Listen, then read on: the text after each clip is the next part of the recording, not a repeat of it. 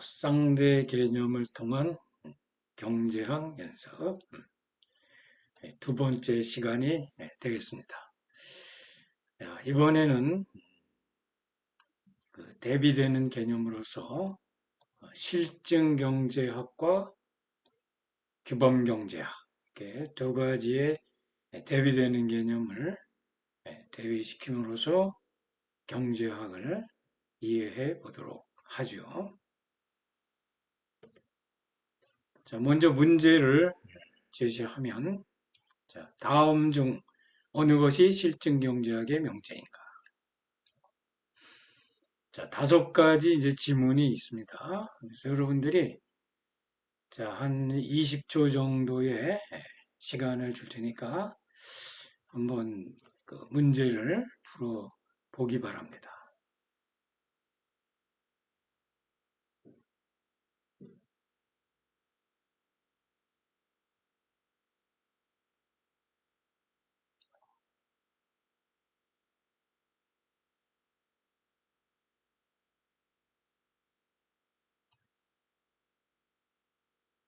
한 20초 정도가 걸렸는데 스테이트먼트 이 지문들이 상당히 길죠. 긴데 사실 이것을 풀려면은 뭐 자세한 내용을 몰라도 여러분들이 이 지문의 어떤 동사만 잘 파악하면은 바로 풀 수 있는 문제가 되겠습니다. 그래서 그거를 알기 위해서는 먼저 그, 경제학의 접근 방법, 그 다음에 실증 경제학과 규범 경제학의 차이, 그 다음에 이제 또 한 가지 우리가 덧붙여서 알아둔다면은 경제학을 공부할 때 실증부터 할 것인지 규범부터 공부할 것인지 이러한 것도 알아두면 좋겠습니다. 자, 경제학의 이제 접근 방법에 대해서는 우리가 전번 동영상에서 설명을 했습니다. 그래서 그 당시에는 우리가 이제 미시경제학과 거시경제학을 구분하는 문제에 대해서 살펴봤는데, 자, 오늘의 이제 문제는 바로 이제 실증경제학과 규범경제학을 구분하는 문제에 대해서 살펴보도록 하죠. 자, 이 두 가지 개념은 뿌리가 어디에 있죠? 그렇죠. 어떤 경제 이론을 실제적으로 활용하는 경제 정책의 문제에서 이 두 가지를 구분하는 것이 중요하다. 그러한 입장에서 공부를 해보도록 하겠습니다. 자, 실증경제학은 영어로 이제 positive economics라 하죠. positive. positive는 뭐 긍정적인 그러한 그 뜻이 아니라 실증적인 그런 개념, 실증이라는 거죠. 규범은 이제 normative economics 이렇게 얘기하죠. normative. 그래서 NO, R, M 이렇게 해서 그래서 형용사로 ATIV 이렇게 해서 규범경제학 이렇게 되죠. 자, 이 두 가지를 이제 구분하는 그 개념들을 살펴보면 좀 여기에 나와 있죠. positive, normative economics. 자, 실증 경제학은 경제 현상을 있는 그대로 보는 겁니다. 있는 그대로 보는 거고, 자, 규범 경제학은 있는 그대로가 아니라 내 생각이 들어간 거예요. 내 생각. 가치 판단이 들어간 명제가 그런 내용이 규범 경제학이 다루는 분야가 되었습니다. 그렇죠? 자, 실증 경제학의 명제 중에 물가가 5% 상승했다. 이건 있는 그대로 온 거죠. 그대로 온 거예요. 있는 그대로. What is? What is? 그 다음에 이제 규범 경제학의 명제는 여기 물가는 5% 내에서 억제되어야 한다라는 이런 얘기를 하는 사람의 관점이 들어가 있는 거죠. should be 이런 데 should 그렇죠? 이렇게 돼야 된다. 어? 즉 should be, ought to be나 마찬가지예요. 그래서 이렇게 가치 판단이 들어간 분야는 규범 경제학. 있는 그대로 보는 것은 실증 경제학. 이렇게 예, 구분이 되겠습니다. 자, 이것이 우리가 경제학 공부하는 데서 굉장히 중요한 것은 예, 사실 이걸 혼동하는 경우가 많다 이거죠. 혼동하는. 구분 자체를 인식하지 못하고 공부를 하게 되면은 많은 오류가 나타날 수 있기 때문에 또 성공적으로 경제학을 공부할 수 없기 때문에 이제 우리가 이거를 여러분들이 구분해야 된다. 이렇게 강조를 하겠습니다. 자, 그러면 이 두 가지 중에서 무엇을 먼저 공부하는 게 좋겠냐? 내 생각으로는 먼저 실증 경제학을 공부한 다음에 그 다음에 이제 자기 가치 판단을 가지는 규범 경제학 쪽으로 가는 것이 좋을 것 같다. 이런 생각을 하고 있습니다. 물론 많은 사람들이 거꾸로 가는 경우도 많은데 이렇게 되면은 편견의 문제가 생길 수 있어요. 그렇죠? 규범. 예를 들어서 규범 경제학 같은 경우는 이제 평등의 문제가 있잖아요. 분배 문제. 분배 문제에 있어서 평등하게 나눠 가져야 된다.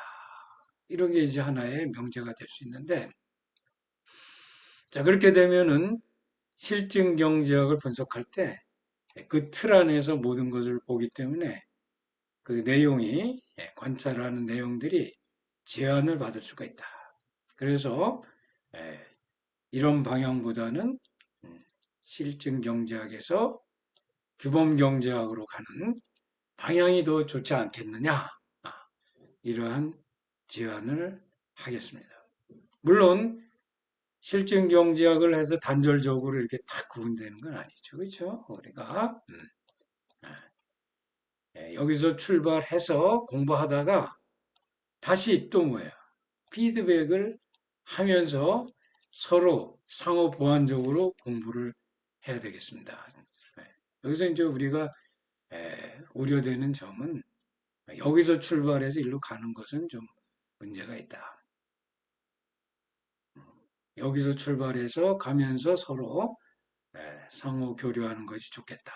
그런 이제 얘기를 하는 거죠. 자, 그러면 다시 이제 문제로 들어가서 어느 것이 실증 경제학의 명제인가? 이렇게 보면은 자, 여러 가지 내용들이 있습니다. 하나 다 생각을 해야 되는데 여기서는 그 내용들보다도 이 동사. 자, 여기 보니까 1번 가격은 상승할 것이다. 이렇게 되어 있는데 나머지를 보면은 하지 말아야 된다. 내버려 두어야 한다. 그렇죠? 통제하지 말아야 된다. 그렇죠? 이렇게 되어 있어요. 여긴 가치 판단이 들어간 거예요. 이것은 뭐죠? 이것은 규범 경제학이죠. 규범 경제학적인 명제고 자, 1번 문제에 보면은 그렇죠? 휘발유에 대한 세금을 증가시킬 경우에 가격이 오를 것이다.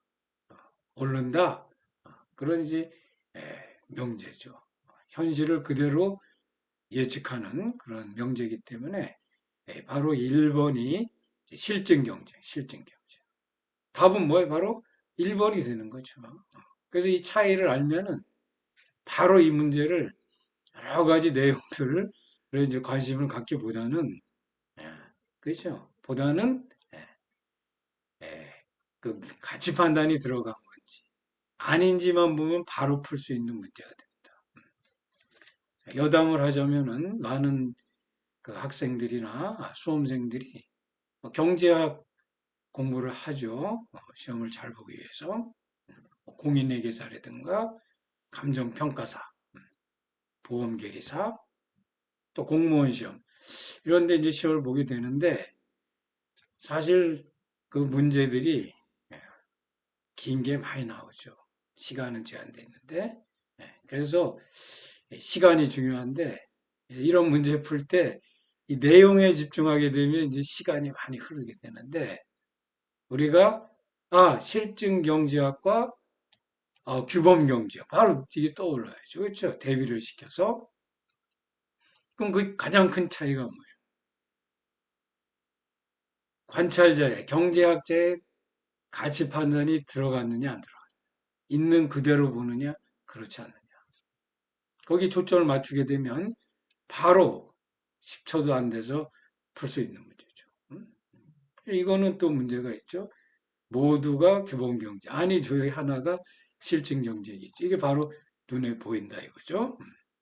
정답은 1번이 되고 2번, 3번, 4번은 가치 판단이 들어간 명제다. 당위성이 포함되어 있죠.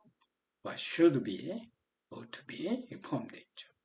반면에 1번, 그렇죠? 1번은 어디 있어요? 있는 현상만을 예측하고 있기 때문에 실증 경제학에 관한 것이다. 이렇게 해서 문제를 풀 수가 있습니다. 여기서 강조할 것은 이런 문제들에 대해서 우리가 이론적으로, 그렇죠? 이론적으로 이와 같은 개념들이 머릿속에 박혀 있어야 되고 그런 머릿속에 박혀 있기 위해서는 이러한 그 대비를 시켜서 또 대비를 시킬 때도 그렇죠? 이런 그 개념도들을 약도들을 머릿속에 갖고 있으면 아주 잊어먹지 않고 충분하게 풀 수 있겠다. 이런 생각을 하겠습니다.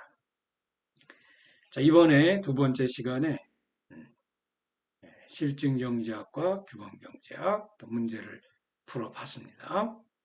자, 그럼 다음 시간에 만나기로 하겠습니다. 감사합니다.